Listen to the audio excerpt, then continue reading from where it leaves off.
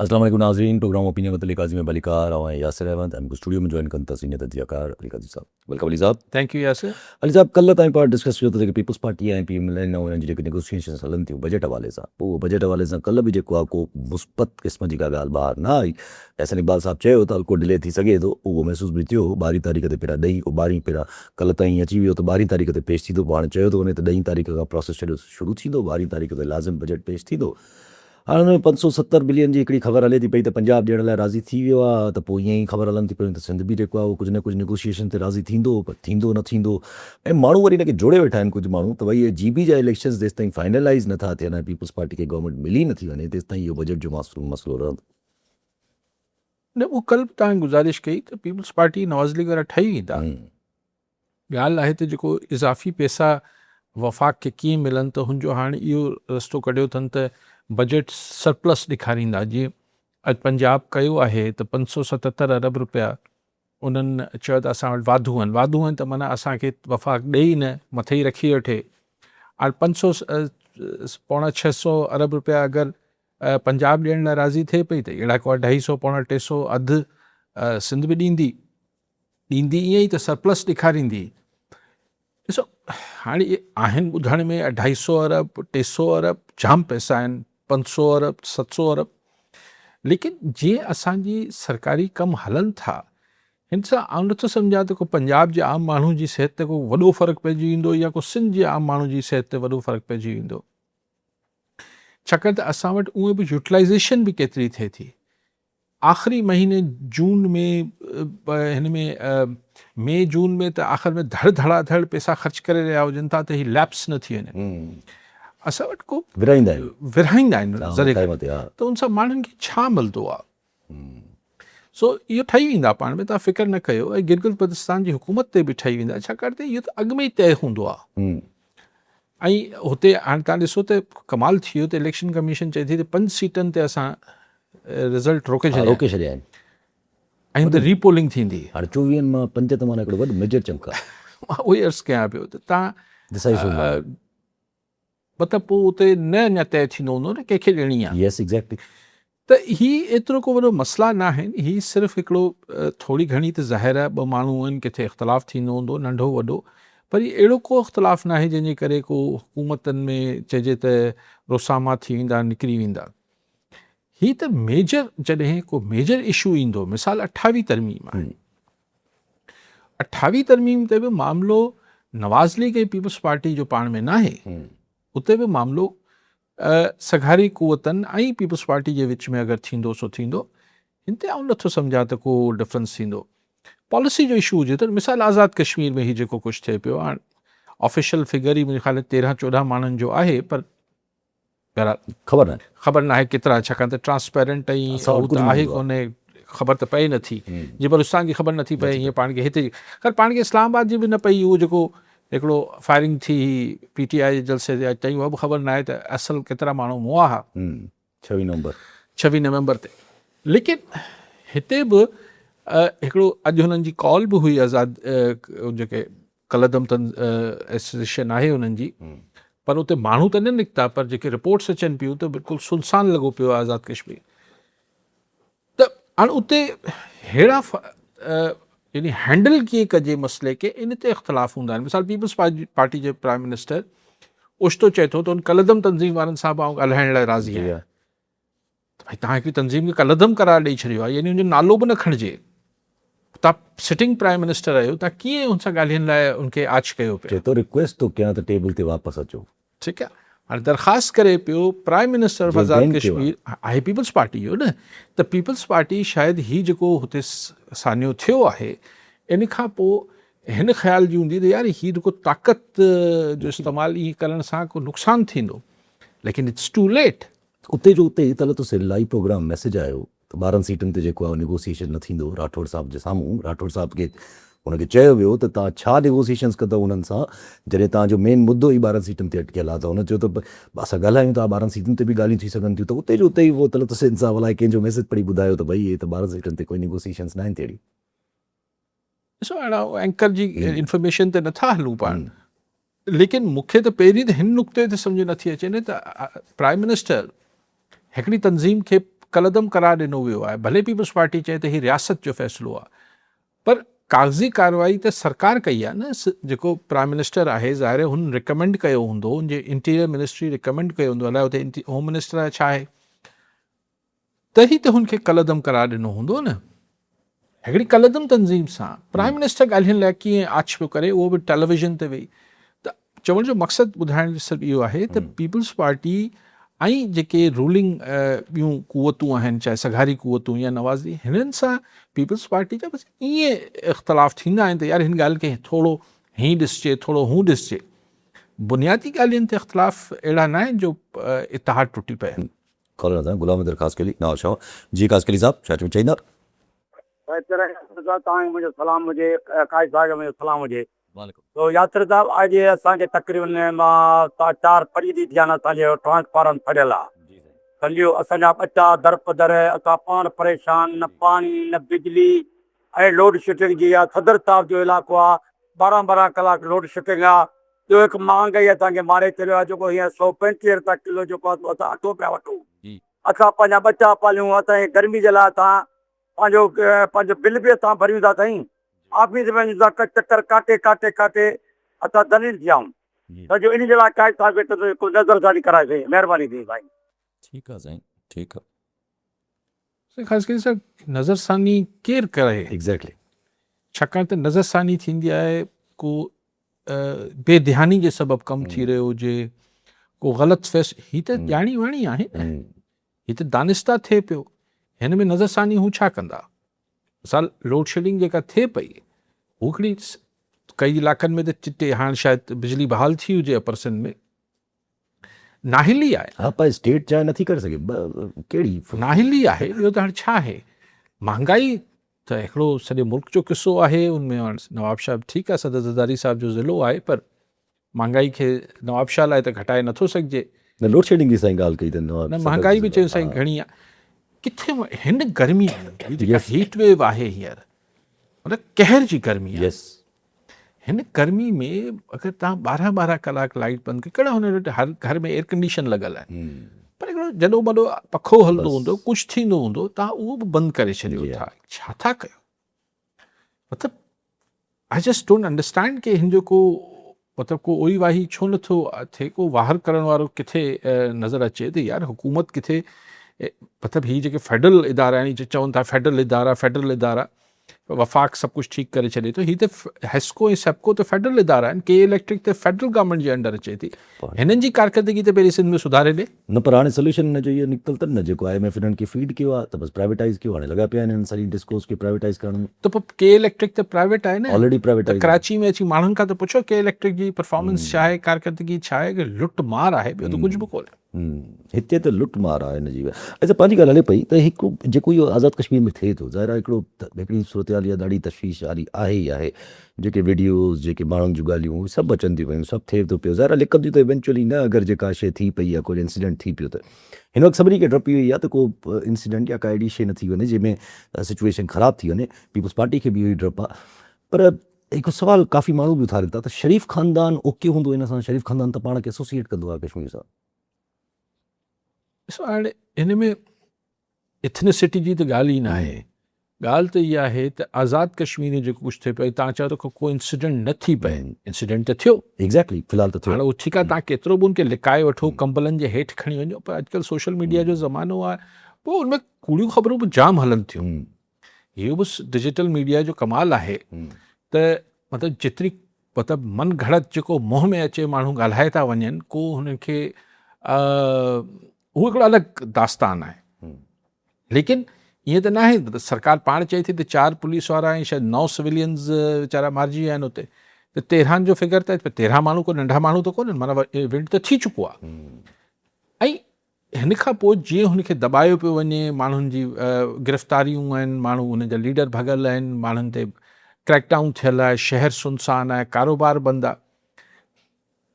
ऐसे इवेंट त हिकिड़ो थींदो आहे, हुन खां पोइ माण्हुनि जे दिलनि में जेका कावड़ या नफ़रत या नाराज़गी जेका वेहे थी, उहो ईअं को तव्हां इंजेक्शन हणी रत वांगुरु त नथा कढी सघो।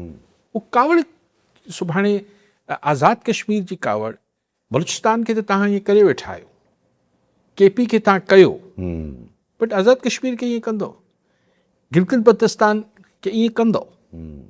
That is the $1 million question. सवाल इहो न आहे त को पीपल्स पार्टी छा कंदी या नवाज़, ही त रियासत जो मामिलो आहे। आज़ाद कश्मीर खे जीअं हैंडल कयो पियो वञे, अगेन उहा ई सोच आहे, कुचलंदो। पार्टीज़ अफोर्ड करे सघनि थियूं, पॉलिटिकल पार्टीज़ आहिनि त एॾी हा, सारी तव्हां सभा- नवाज़ लीग वारी ॻाल्हि कई पई। नवाज़ शरीफ़ साहिब त तव्हां ॾिसो न, अहिड़े हिकिड़ी हाइबरनेशन, हिकिड़ी हुन में माठ कयो, कबल ओढ़ियो वेठो मियाँ साहिबु, ओचितो निकितो, गिलगित बल्तिस्तान आयो, ऐं उथंदे ई चई मुझे क्यों निकाला। हुन खां उहा ॻाल्हि हटे ई नथी। उनमें ॾोरापा बि ॾेई वियो गिलगित बल्तिस्तान वारनि खे, तव्हां न निकिता हो। चलो, माण्हू त वरी वोट लाइ बि 6 सीटूं ॾियारियूं अथनि। अॼु जेका ऑफिशियल फिगर आयो आहे त नवाज़ लीग खे 6 सीटूं माण्हुनि ॾिनियूं आहिनि, जंहिं बि ॾिनियूं आहिनि। अञा 5 रहनि थियूं पोइ हिते। अञा 5 ॾालनि में केतिरियूं नवाज़ लीग खे कोटा में घणियूं ईंदियूं, बार्गेनिंग थी रही हूंदी। लेकिन पोइ मियाँ साहिबु हुन खां पोइ नज़र न आयो, वरी स्विट्ज़रलैंड शहर हलिया विया साईं। त मियाँ साहिब जो ही जेको मुझे क्यों निकाला आहे, उन बि पाण डिस्कस कयो पिए त ज़ाहिर आहे इहो कुझु हल्कनि खे त ॻाल्हि न वणंदी हूंदी त यार इहे पुराणा राग छो थो ॻाए मियाँ साहिबु। मियाँ साहिबु मुड़े नथो। मियाँ साहिब खे अक्सर माण्हू वरी हाणे हिनखे जोड़नि था त मियाँ साहिब खे जवाबु ॾिनो वियो आहे हिननि ॻाल्हियुनि जो, जॾहिं GB इलेक्शन में हुनखे PMLN खे जेको आहे उहो, मतिलबु PMLN खे ज़ाहिर आहे हुनखे ॿुधायो वियो आहे त PMLN वटि वोट आहे कोन। मियाँ नवाज़ शरीफ़ खे ज़ाहिर बि ख़बर हूंदी ऐं नवाज़ लीग खे बि ख़बर हूंदी त वोट कीअं आहे कीअं न आहे। मतिलबु छा अगरि फेयर इलेक्शन थिए पोइ त PTI जी सॼी ॻाल्हि ई बंदि थी वञणु खपे हा न। इहो ई त पॉलिटिकल प्रोसेस हूंदो आहे त तव्हां PTI खे एज़ अ पार्टी अचणु ॾियो आहे, पोइ पीपल्स पार्टी खटे वञे हा, नवाज़ लीग खटे वञे हा, त हर को चए बाबा हाणे बसि PTI जो कमु लही वियो आहे। यस सो इलेक्शन अगरि फेयर थियनि त पाण इहा ॻाल्हि पक सां सम्झी वञूं न त नवाज़ लीग जो वोट बैंक न रहियो आहे, पीपल्स पार्टी जो वधी वियो आहे, लिफ्ट जो घटि थियो आहे, लिफ्ट जो ॿिए जो घटि थियो आहे। इलेक्शन फेयर ई न आहे न यासर। त हिननि पोल्स ते, हिननि इलेक्शन्स ते पाण तजियो छा कयो? अच्छा, हाणे जेको चऊं ज़रा हाणे इहे ॻाल्हि हलनि थियूं पयूं त पीपल्स पार्टी खे GB जी इलेक्शन में मिली आहे त पीपल्स पार्टी खे शायदि कोई आज़ाद कश्मीर जी बि जेका आहे उहा गवर्नमेंट मिलंदी हिन महीने जे आख़िर में। पहिरियों त वॾो सुवाल इहो आहे त हुते इलेक्शन थींदा बि या न, हाणे का ख़बर न आहे। पर अगरि जहिड़े तरीक़े सां थी बि विया त छा सुवाल रहंदो त भई उहा ई साॻियो ई GB वारो फॉर्मेट आहे या कोई ॿियो आहे। काफ़ी माण्हू विथ शोर शॉट घणा ॻाल्हि कनि था त पीपल्स पार्टी सां अंडरस्टैंडिंग थी वई आहे, आज़ाद कश्मीर बि पीपल्स पार्टी खे ॾिबो, उनखां पोइ पीपल्स पार्टी 28वीं तरमीम ते राज़ी थींदी। हे छा ईअं माना? ॾिसो, पहिरीं त पाण इहो जेके बि माण्हू ॻाल्हियूं कनि था उन्हनि खां पहिरीं त इहो पुछणु खपे 28वीं तरमीम में अंदरि आहे छा। तव्हांखे पैसा खपंदा वफ़ाक़ खे 100 अरब खनि, 1000 अरब खनि, 1000 अरब खनि त तव्हांखे बसि सरप्लस करे ॾेई छॾियूं त NFC खे हथ हणण जी कहिड़ी ज़रूरत आहे। जुगाड़ थी वियो न, आइनी त रिंद के रिंद रहे और हाथों से। त ॻाल्हि इहा आहे त ही उनजी त 28वीं तरमीम में आहे छा अंदरि। हिकिड़ी ॻाल्हि त पोइ पाण सम्झूं त छा पीपल्स पार्टी हुन लाइ बार्गेन, ऐं ज़ाहिर पावर गेम आहे, कुझु वठिबो आहे कुझु ॾिबो आहे, पर ॾियणु पीपल्स पार्टी खां घुरनि छा था। 28वीं तरमीम में असुलु ॻाल्हि कहिड़ी आहे? अगरि सुभाणे चवनि त सिंध खे टोड़ियूं था ऐं पीपल्स पार्टी राज़ी थिए, आउं नथो सम्झां, एडमिनिस्ट्रेटिव यूनिट्स आउं नथो सम्झां। ऐं इहे सभु अजाई ॻाल्हियूं मूंखे लॻनि थियूं। Because what do you mean by administrative unit? Administrative unit त हींअर बि आहे, कराची सेंट्रल आहे, कराची साउथ आहे, हैदराबाद डिस्ट्रिक्ट आहे, ही त आहिनि न। कुझु यूनिट्स जेके यूनियन टेरिटरी में ईंदा उहे वरी पोइ यूनिट्स जेके आहिनि वफ़ाक़ जे अकाउंट थींदा, मतिलबु पोइ तव्हां सिंध टोड़े छॾींदव न। त उहा ॻाल्हि कीअं? ऐं पोइ इन ॻाल्हि ते तव्हां हमेशह चवंदो पीपल्स पार्टी और नो पीपल्स पार्टी, सिंध कीअं भॼंदी? अच्छा, लेकिन ही जेके माण्हू ॻाल्हियूं कनि पिया, मुंहिंजो ख़्यालु आहे, मे बी आउं ग़लति हुजां, थी सघे थो बसि महीने ॾेढ जी ॻाल्हि आहे। अगरि तव्हांजी ॻाल्हि सही आहे त आज़ाद कश्मीर में अवल त ॾिसो इलेक्शन थींदा या न थींदा हिन लॉ एंड ऑर्डर सिचुएशन में। पर अगरि थिया, मूंखे अलाए छो थो लॻे त एक दफ़ा मेरा एक दफ़ा तेरा हाणे वारो नून लीग जो आहे। गिलगित बल्तिस्तान पीपल्स पार्टी आई आहे त हाणे हुते नवाज़ लीग, इहो मुंहिंजो ख़्यालु आहे। पर ईअं ई विरहायल मैंडेट हूंदो ऐं इहे एब्सोल्यूट नवाज़ लीग खे बि कोन ॾींदा, जीअं एब्सोल्यूट पीपल्स पार्टी बि न आहे। 10 सीटूं आहिनि, मेजर पार्टी आहे, पर हुनखे ॿियनि जी ज़रूरत आहे, मिलाइणा त। त ईअं ई थींदो।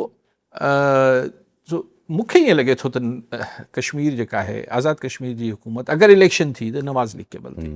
माना 28 तरमीम ते छा अहिड़ी कार हो नथी थी सघे अगरि का सूबे जे अंदरि का चरां ज़ाहिर पीपल्स पार्टी अगरि मनी बि वञे त सूबे जा माण्हू कीअं आउं नथो सम्झां ही इस्लामाबाद में ज़ाहिर आहे रोज़ प्रोग्राम करिणो आहे, कुझु न कुझु त नई ॻाल्हि बम फाड़णो आहे, हीअ करिणो आहे, हू करिणो आहे, ऐं मतिलबु बम सां मतिलबु इहे अहिड़ी वॾो इंकशाफ़ करिणो आहे।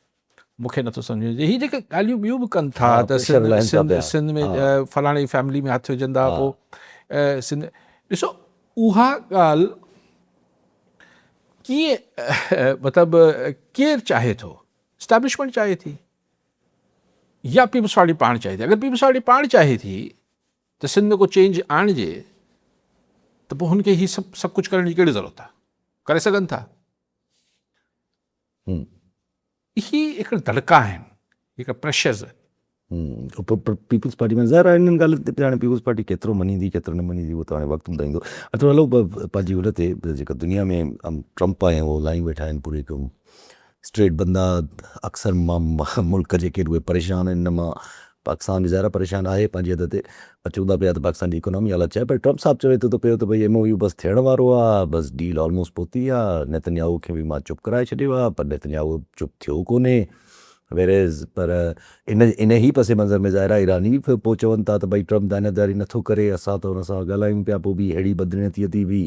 ऐं छा थींदो हाणे, छा हिकिड़ी ॻाल्हि त नई थी न, हिकिड़ी ॻाल्हि इहा नई थी हिन दफ़े त इज़राइल त ज़ाहिर आहे उहो लबनान ते अटैक करे पियो, पोइ ईरान जॾहिं इज़राइल ते अटैक कयो ऐं इज़राइल मोट में जॾहिं ईरान ते अटैक कयो त अमरीकी गॾु न हुआ। ठीकु आहे, सो जंग थी वई ईरान ऐं इज़राइल। ऐं पोइ ट्रम्प ॿिन्ही खे चयो, जेको के ज़माने में अमरीका जो रोल हूंदो हो त बाबा न विढ़ो, उहो कमु वरी ट्रम्प कयो ऐं ॿिन्ही धुरियनि बयाननि जे हद ताईं ट्रम्प जी ॻाल्हि खे रखंदे हिक ॿिए ते हमला बंदि करे छॾिया। यानी ईरान बि ट्रम्प जी ॻाल्हि मञी ऐं इज़राइल बि ट्रम्प जी ॻाल्हि, लेकिन इज़राइल मुस्तक़िल लबनान ते करे पियो। हाणे जेका आउं सम्झां थो त वाइट हाउस जी या ट्रम्प एडमिनिस्ट्रेशन जी मतिलबु तमामु तकड़ में ख़्वाहिश हूंदी त असां सां कंहिं सूरत ईरान जो ठाह थी वञे, MOU साइन थी वञे, असां निकिरी न्यूक्लियर पिया थींदा, ही थींदा, असां निकिरूं, गल्फ स्टेट ऑफ हॉर्मोज़ खुली वञे, दुनिया मामूल ते अची वञे, पोइ ठीकु आहे इज़राइल खे बि रोकींदासीं। पोइ अगरि इज़राइल ऐं ईरान पाण में विढ़िया त पिया विढ़नि, ऐं पोइ इज़राइल खे बि पर असां निकिरूं हिन वटि त स्टेट ऑफ हॉर्मोज़ खुली वञे। इहा उनजी डेस्परेट कोशिशि हूंदी ट्रम्प एडमिनिस्ट्रेशन जी। पर ईरान ॻाल्हि इहा चइबो आहे न, मैं तो कंबल को छोड़ूं, कंबल मुझे नहीं छोड़ रहा। ईरान अमेरिका खे एतिरो तकड़ में निकिरणु न पियो ॾिए। उहो चए पियो हिन पोइ बाद में न हिकिड़ो त मई वादा न कर, असांजा असां हीअं रिलीज़ कर, उहो बि चए थो पहिरियां रिलीज़ कर, पहिरीं रिलीज़ कर, MOU जे जीअं अंडरस्टैंडिंग थिए उन वक़्तु उन महिल रिलीज़ कर।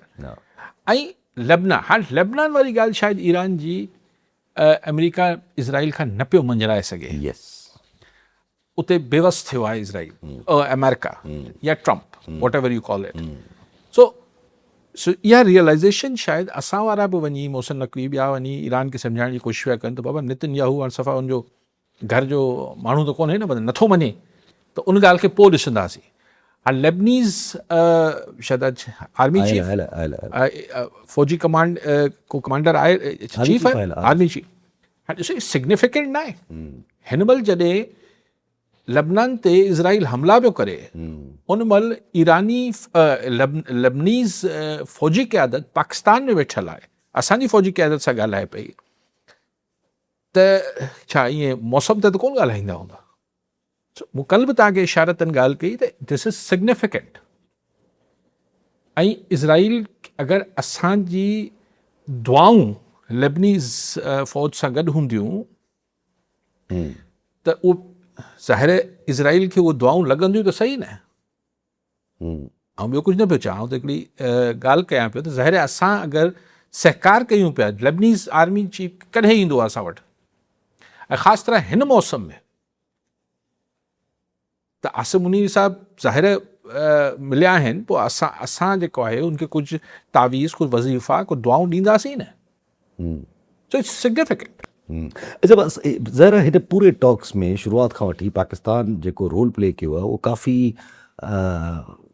बहु ॾियारण वारो रोल प्ले कयो आहे towards Israel during the war zone. असांजा आर्मी चीफ ओॾे बि हलिया विया। असां क्रिस्टल क्लियर पॉलिसी रखी आहे न त असां अमेरिका ईरान जे मामले में त न्यूट्रल आहियूं, लेकिन when it comes to Israel असीं न्यूट्रल न आहियूं।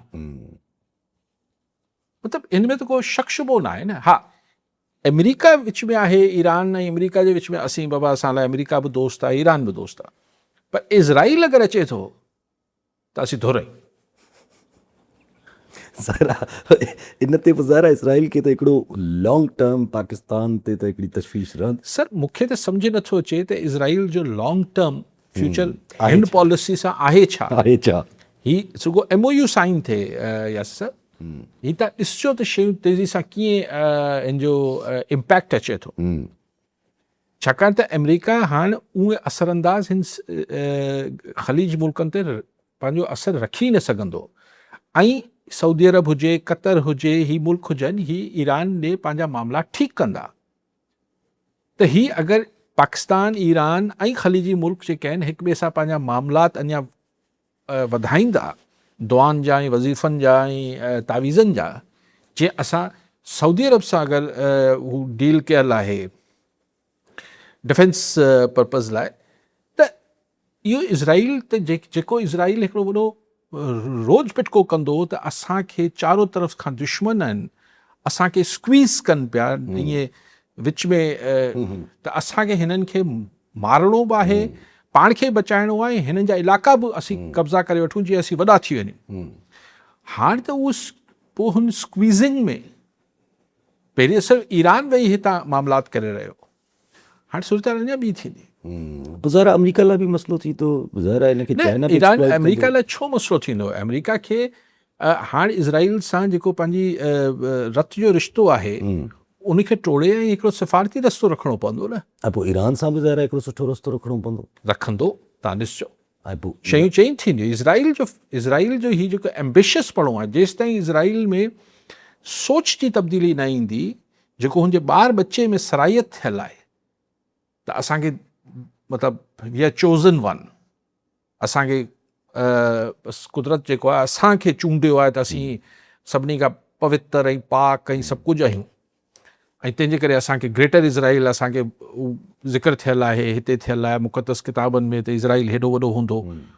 पोइ जेसि ताईं सोच तब्दील न थींदी, ऐं नथो सम्झा त इज़राइल विल बी लूज़र। तव्हां ॾिसजो प्रोसेस में। पोइ चाइना हिन में ज़ाहिर असर्ट न कंदो पंहिंजी पोज़ीशन खे। चाइना तव्हां ॾिसो न, चाइनीज़ प्रेसिडेंट ओचितो 7 सालनि खां पोइ नॉर्थ कोरिया वञी पहुतो आहे, ऐं पोइ चए थो स्ट्रॉन्ग रिलेशन्स ठाहिणा आहिनि, ऐं नॉर्थ कोरिया ऑलरेडी हुन सां वेझड़ाइप रखे थो रशिया सां तमामु घणी, तमामु घणी, ऐं चाइना जो त पुराणी स्ट्रेटेजिक पार्टनर आहे। त हुनजो सबबु ज़ाहिर नॉर्थ कोरिया जे ज़रिए हू जापान खे बि बाणपे में रखे थो, साउथ कोरिया ते फ्लीट जेका वेठी आहे, त साउथ कोरिया में अमेरिकन फ्लीट वेठी आहे, उनखे बि हुन में रखे थो।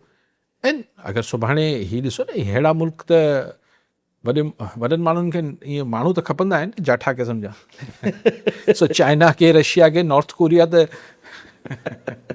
ज़ाहिर अहिड़ी सिचुएशन में अगरि जे वञिणो आहे त अहिड़ा माण्हू त खपंदा। पर ईरान जे हवाले सां ज़ाहिरी ॻाल्हि आहे, चाइना हिकिड़ी असर्टिव पोज़ीशन आहे। ज़ाहिर आहे हिकिड़ी सुवालु हले थो पियो त अमेरिका काफ़ी माण्हू खां, मार्को रूबियो साहिबु पंहिंजी हिकिड़ी तकरीर में चयो त असांखे पंहिंजो जेको हिन वक़्तु रिलायमेंट आहे चाइना जे मथां, उहा टोटल रेयर अर्थ मिनरल्स जी आहे, ऐं रेयर अर्थ मिनरल्स ते हिन वक़्तु चाइना जी मोनोपोली आहे, and there are few countries left जिते रेयर अर्थ मिनरल्स जाम आहिनि। उहो शायदि पोइ पाकिस्तान जी तरफ़ मिसाल ॾेई सघनि पिया, कुझु बि नालो न कयूं, पर माण्हू अक्सर हुनखे चवंदा त इहो पाकिस्तान जी तरफ़ हुयो। त पर पोइ हाणे ऐं चई हुन इहा बि ॻाल्हि कई त उते अमेरिका इंट्रस्टेड बि आहे, ऐं उते असांखे ख़बर आहे त चाइना बि पंहिंजी मोनोपोली क़ाइमु करण जी कोशिशि कंदो। त हाणे इन सिचुएशन में अगरि रखिजे त ज़ाहिर रेयर अर्थ मिनरल्स वारी कहानी आहे, त हुन में त पाकिस्तान बिटवीन अमेरिका ऐं चाइना हिकिड़ो बैटल ग्राउंड सूरत हाल। असां वटि को ईअं दरियाफ़्त थियल रेयर मिनरल्स जी को एॾो वॾो, असां जीअं ग्रीनलैंड में बि चवनि था त उनखे इहा ई नज़र हुई, त सॼी दुनिया में रेयर मिनरल्स आहिनि, पर वॾी तादाद में ज़ाहिर आहे हू चाइना उनखे दरियाफ़्त कया आहिनि। दुनिया जो नक्शो त यासिर साहिबु चेंज थियणो आहे न, रीस्ट्रक्चरिंग न्यू वर्ल्ड ऑर्डर ठाहिणो आहे, ऐं उन में न ही ख़तो सेम रहंदो, न इज़राइल सेम रहंदो, न अमेरिकन इन्फ्लुएंस सेम रहंदो, न ही चाइना जो इन्फ्लुएंस सेम रहंदो, सॼी दुनिया जो न्यू वर्ल्ड ऑर्डर त ठहंदो न। न उन में मां चयो जेको मिनरल्स जे हवाले सां को पाकिस्तान में का अमेरिका ऐं चाइना जो को न आई असर्टिव थिंक पोजीशंस में त नहीं यार मूंखे सम्झायो अमेरिका जी हाणे उहो ओतिरी असर्टिव पोज़ीशन छा रही आहे।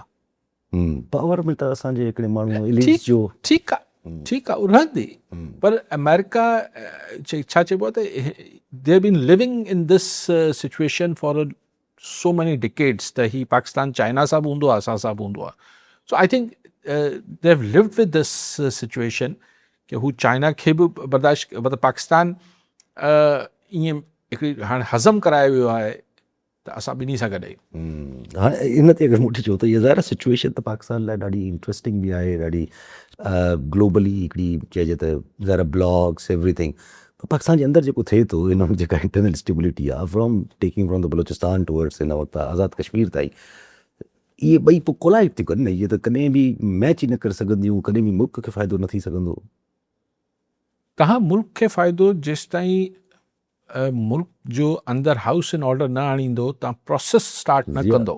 तव्हां चवंदो त बसि आऊं वेठो आहियां, तव्हां वेठा आहियो, केर बि उहो जेको इंडिविजुअलिस्ट हिकिड़ी मतिलबु हिकिड़ो बसि फ़र्दनि जी हिते सोच सां मुल्क हलायो वियो आहे, उन अची मुल्क खे हिते पहुचायो आहे, आईंदा बि ईअं कंदा त ईअं ई थींदो रहंदो। पर इंस्टीट्यूशन्स जेसि ताईं मज़बूत नथा थियनि, असां वटि तव्हां ॾिसो न, असांजी मिलिट्री इस्टेब्लिशमेंट खां सवाइ तव्हां मूंखे मुल्क जो हिकिड़ो इंस्टीट्यूशन ॿुधायो जेको असीं चऊं त हिकिड़े प्रोसेस में मज़बूत थियो आहे। जुडिशरी थिए पई, जुडिशरी थिए पई त हुनजो वरी हाणे असरु छा थियो आहे, मीडिया थी हुई, मीडिया जो असरु छा थियो आहे, असांजी ब्यूरोक्रेसी के ज़माने में वॾो इंस्टीट्यूशन हूंदो, तमामु वॾो इंस्टीट्यूशन पोइ तबाह थी वियो, छा हालत आहे हुनजी।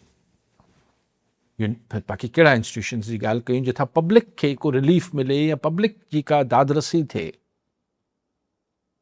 त इदारा अगरि ईअं इंडिविजुअली इदारा खणणु शुरू कयूं त तव्हांजी एजुकेशन जा इदारनि जी छा हालत आहे, तव्हांजी इरीगेशन जी छा सूरत हाल आहे, हेल्थ जी सेक्टर जी छा सूरत हाल आहे। कौलाना साहिब मोहम्मद इस्माइल बुरगड़ी दादूमा जी, बुरगड़ी साहब छा चवणु चाहींदा? अस्सलाम वालेकुम यासिर भाउ, मुंहिंजो अली साहब खे सलाम आहे।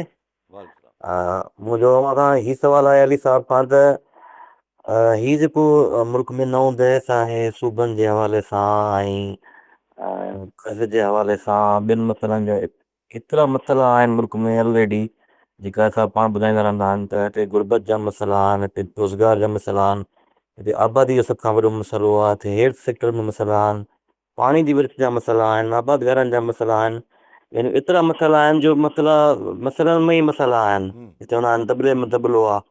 हा, ॻाल्हि इहा आहे त उहे त पंजाब खे नज़र रखा अथनि या वफ़ाक़ खे नज़र नथा अचनि, बाक़ी अची अची जेको आहे त हुननि खे नओं जेको आहे त फेडरेशन खे भई तव्हां नवां सूबा ठाहींदो ऐं सभिनी सूबनि खे जेको आहे सो हुननि जा रिसोर्सिस लिमिटेड कंदो, पैसा वठी उहे तव्हां इस्तेमालु कंदो, पोइ तव्हां माण्हुनि खे जेको आहे सो किथे आख़िर वञी उनजी कहिड़ी अची हुते उनखे मजबूर कंदो त हू कहिड़ो फ़ैसिलो कनि पंहिंजे लाइ, छा कहिड़ो रस्तो चूंडनि। जेकॾहिं कश्मीर जा माण्हू निकिरनि था ऐं उहे पंहिंजे राइट्स जे लाइ जेको आहे सो रोडनि ते अचनि था त उन्हनि खे एड्रेस नथो कयो वञे, उन्हनि खे उन्हनि सां ॻाल्हाइण जे बजाए उन्हनि ते जेको आहे सो तशदुद जो रस्तो जेको आहे सो इख़्तियार कयो वञे थो पियो।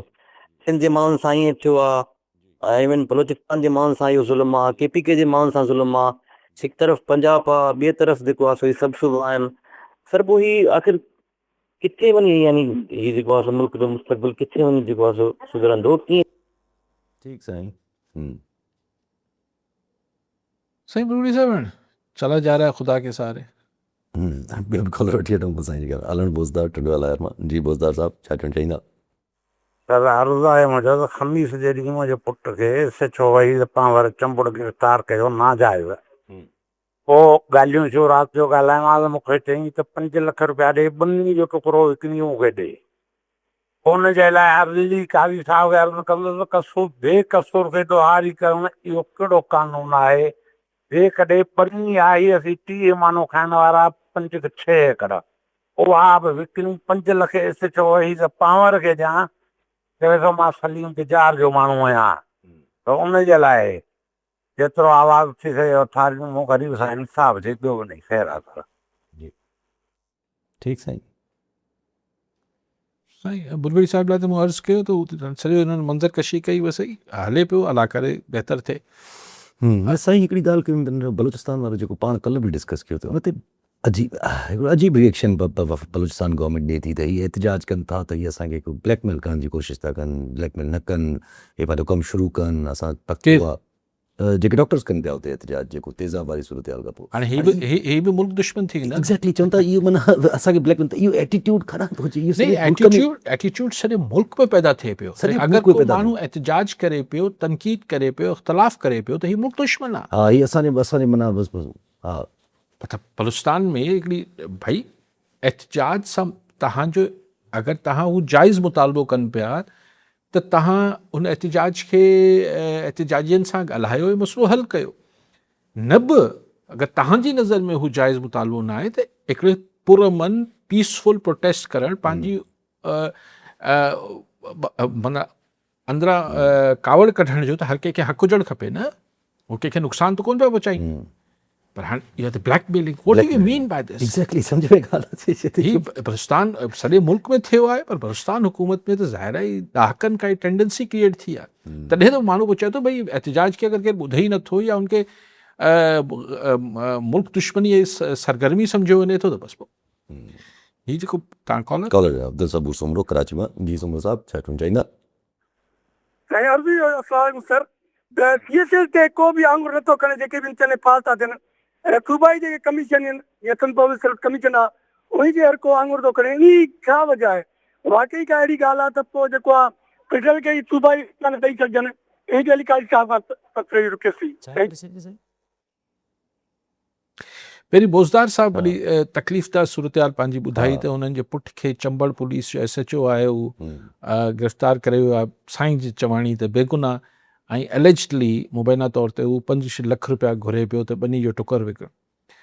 अगरि ईअं आहे त इहे इन खां वरी ॾाढाई ज़्यादती ऐं बेशर्माई जी ॿी कहिड़ी ॻाल्हि थी थिए? आउं गुज़ारिश कंदुसि SSP टंडोलियार खे त मतिलबु हिनखे पर्सनली ॾिसनि ऐं पटे भाई वारो हिसाब न कनि। SSP टंडोलियार चंबड़ में थियो आहे न? हा, पर SSP टंडोलियार माना उहो त हुअं ई माना थोरो आहिनि। अच्छा, बहरहाल सो मां न सुञाणा केरु आहिनि, पर ॻाल्हि इहा आहे त somebody should take serious notice of it। त हीअ कहिड़ी दादागिरी आहे? छाकाणि त हिकिड़ो मतिलबु अगरि ॾिसो न, इहो त वॾी हिकिड़ी कन्वीनियंस जी ॻाल्हि हुजे थी त हिकिड़ो माण्हू मिसाल ऐं नथो चाहे हीअ बोज़दार साहिब जो पुट सां इहो थियो हूंदो, पर हिकिड़े माण्हू जो जेको आहे को मोटरसाइकिल जी चोरी में इन्वॉल्व आहे, मिसाल आहे बि हक़ी आहे, त हाणे हुन ते जेको आहे जहाज़ जी अगवा जो बि केस दाख़िल कंदव छा? हुनखे धाड़ियल बि ॼाणाईंदो छा? जेतिरो ॾोहो जंहिंजो कयल आहे। सो हिनखे छा उन पीउ ते गुज़रंदी हूंदी जंहिंजो पुटु हींअर लॉकअप में ऊंधो करे हिनखे कुटींदा हूंदा, पोइ पीउ खे ॾेखारींदा हूंदा त तुंहिंजे पुट खे मारे असीं नार करे छॾींदासीं, न त पैसा आणे ॾे। छा आहे यार?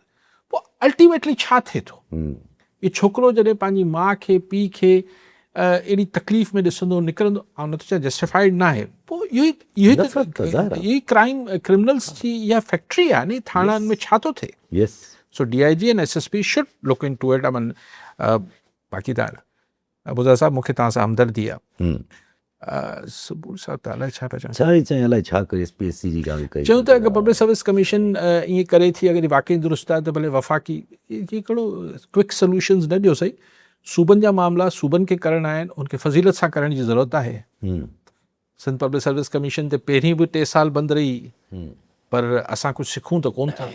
कोर्ट जेको आहे उहो माना ईअं हल्की फुल्को ईअं ज़िक्र कयो त थी सघे थो असांखे HPSC जे केस में थी सघे थो कि वफ़ाक़ी या कंहिं एजेंसी खे जेको आहे उहो केस ॾियूं थो अञा जांच करण लाइ। न ॾिसो, जांच त दुनिया में बि ईअं थींदो आहे त कुझु मामला अहिड़ा हूंदा आहिनि जिथे मतिलबु अगरि कोर्ट सॻोरी खे इहो यकीन न ईंदो हुजे त छाकाणि त सिंध सरकार जी अंडर ईंदड़ को इन्फ्लुएंस न थी वञे फोर्स, लेकिन फेडरल जा बि सभु कमु ठीकु हूंदा आहिनि छा? उहो हिकिड़े अलॻि बहस आहे, FIA ऐं सभु। लेकिन बहरहाल जांच थियणु खपे सर, ट्रांसपेरेंट जांच थियणु खपे, ऐं हुनखे फंक्शनल करणु खपे, ऐं हुन में साखायता माण्हू आणणु खपनि बोर्ड में, जिन जी ईअं न आहे त साखायतो सिर्फ़ु तव्हांखे पसंदि आहे त उहो साखायतो आहे। मतिलबु जेके माण्हुनि जी का क्रेडिबिलिटी हुजे ऐं वाकई में हू क्रेडिबल हुजनि, सिर्फ़ु नाले चढ़िया ई असां वटि अक्सर अचे थो फलाणे अदीब खे करे छॾियो, फलाणे दानेश्वर खे करे छॾियो। मुंहिंजो भाई अदीब ऐं दानेश्वर जो कहिड़ो कमु आहे? कमु बि अचणु खपे न। ऐं मतिलबु न सुठा पढ़िया लिखिया अदीब दानेश्वर आउं न त छा सभु ई आहिनि, लेकिन इहो सिर्फ़ु क्राइटेरिया न आहे। हिकिड़ो गुमनाम माण्हू बि तमामु साक़ाइतो थी सघे थो, वेरी क्रेडिबल थी सघे थो। मैनेजमेंट जो कमु आहे मोर मैनेजमेंट सो सुधारणु खपे, असांजे बोर्ड्स खे सुधारणु खपे। छा हिकिड़ी तूफ़ान बदतमीज़ी मीरपुर ख़ासि वारो किसो थियो, पोइ वरी माठ थी वई, पोइ ख़बर न पई त कराची में छा पियो थिए, लाड़काणे में, हैदराबाद में, को ख़बर ई न पई छा थियो। उहा ॻाल्हि उते छुटी, पिंकी उते ई छुटी हला। हा पिंकी उते ई आहे। हा पिंकी खे तव्हां ॾिसो न, हू तव्हां आस्ते आस्ते जेल में रखनि था त जीअं मीडिया में किसो दॿिजी वञे, पोइ चवनि था हाणे खणी वेंदसि लाहौर, जिथां आई उते ई खणी वेंदसि। बसि पोइ इहो हुयो छा सम्झ में न आई ॻाल्हि। तव्हां थोरो या त कसे नफ़्सी सां कमु पिया वठो या सफ़ा ॿार आहियो, तव्हांखे सम्झ न आयो छा हो। सम्झ में त सभु कुझु अचे पियो, सभु कुझु सम्झ में अचे पियो ऐं सभिनी खे सम्झ में अचे पियो। पर हाणे जॾहिं इहे ॻाल्हियूं बि अचनि थी पियूं त जीअं चयो थो वञे, मां जे ख़बरूं हलाइनि था पिया त बाज़ारी ख़ानदान, त नया ख़ानदान था कढी अचनि सिंध में अंदरि, इहे ॻाल्हियूं थियनि थी पियूं। BRT जे मनसूबे में करप्शन जूं ॻाल्हियूं थियनि थी पियूं। नैब वेब कोई उन में बि छेड़छाड़ करे थो पियो पूरे में, कोई 60-70 अरब जी कहाणी चवनि था पिया। वरी हाणे हीअ जेको SPSC में अगरि नैब खे मिली वियो त पोइ हीअ त कारे कहाणी वञे थी न पई, उहो ई सोड़े थिया। सर ॾिसो दड़का आहिनि न, दड़का आहिनि। असां वटि कहिड़ी कहिड़ी शयूं न खुलियूं आहिनि। मूंखां आउं नथो केसिस ऐं फर्दनि जा नाला खणणु चाहियां, कुझु खुले थो, पोइ वरी जॾहिं मामला ठीकु थी वञनि था त केसिस वरी थधा थी वञनि था। सो इहो को अजीब ॻाल्हि त न आहे त हींअर बि हिकिड़े प्रेशर में आणण जी कोशिशि थिए पई। अगरि जेन्युअनली शयुनि खे ठीकु करिणो आहे त हू प्रोविंस स्पेसिफिक नथो थी सघे। पोइ पंजाब में बि करप्शन आहे, पोइ KP में बि हूंदी, पोइ बलूचिस्तान में बि हूंदी, बलूचिस्तान में त तमामु घणी हूंदी, इस्लामाबाद में बि हूंदी, इस्लामाबाद में भी बि हूंदी। सो अगरि करप्शन जे एंटी करप्शन ड्राइव आहे, लेकिन आउं त चाहियां थो भले मुंहिंजो घर बि साफ़ थिए त मूंखे कोई एतिराज़ कोन्हे। ठीकु आहे साहब, नाज़रीन अॼु जे प्रोग्राम जो पूरो थियो, वरी मिलंदा ईंदड़ प्रोग्राम में। दुआ ॾियां।